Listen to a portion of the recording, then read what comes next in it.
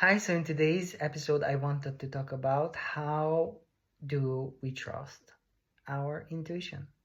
How do I trust my intuition? So there is a very interesting saying from Albert Einstein. The intuitive mind is a sacred gift, and the rational mind is a faithful servant. I I just saw yeah, this message from Albert Einstein. I thought to include this because it is actually relevant. It is relevant for our society today because you see, we tend to overly intellectualize.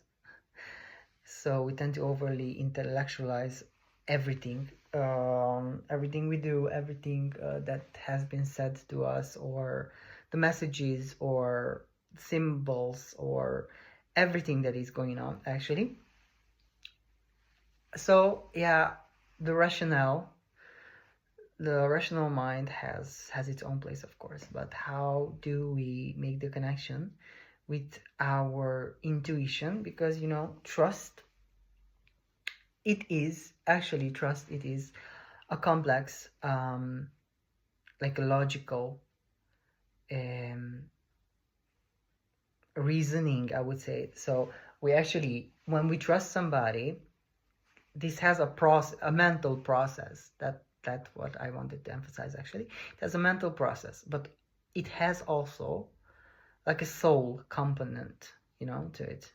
A soul component, like a soul element to it. So intuition, because trust, it is combined with intuition. So the rationale, it is combined with non-logical thinking, or with sensing and observing, and with just feeling, feeling those gut feelings. Because why do we have this thing like I feel it in my gut? You actually feel it in your gut. It's part of your intuition. It's part of that navigation system that actually helps us to to connect to our intuition, and to just have a clear and set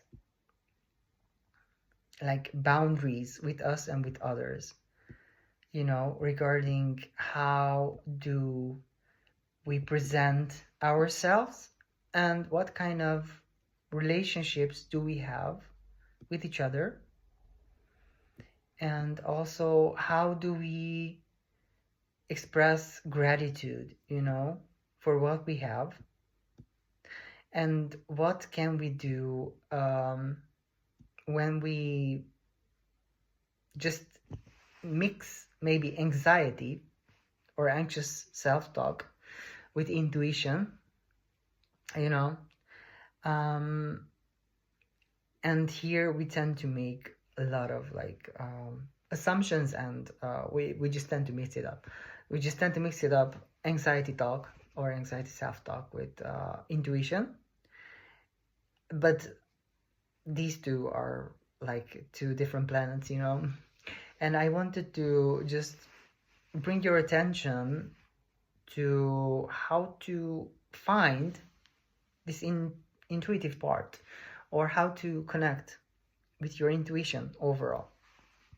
Well, I did say observe, because it is based on an element of intuition. It is based on sensing, observing, those feelings that come when you meet somebody, when you have a job opportunity, when you have an opportunity as a whole in your life presented to you, or any other situation that includes trust in you, the logical reasoning, and those gut feelings that actually just come along.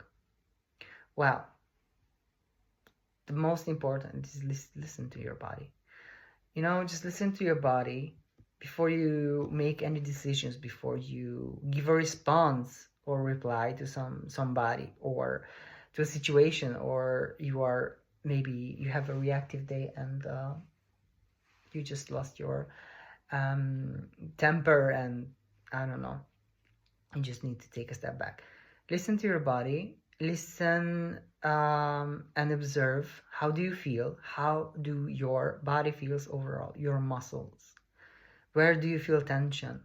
That's so important to just relax your body. How do you relax? By breathing. You let your body to breathe. Your muscles also need oxygen, to just release the tension. They need oxygen, and they need your attention to just release that tension. And it is also so important to find a way to practice mindfulness. We call it mindfulness, but I would call it the flow state. In this aspect, the flow state, it's so important for our intuition, because this is where we also get to connect with our intuition when we are in flow. So this means that actually when time passes, and you actually don't know how much time does actually have passed when you are in your flow, when you are doing something that actually brings pleasure and joy to you. So, and other type of flow states, or being connected to our senses and bodies, being present, it is also important to mention any type of creative work, like writing, like drawing, like riding a bicycle, like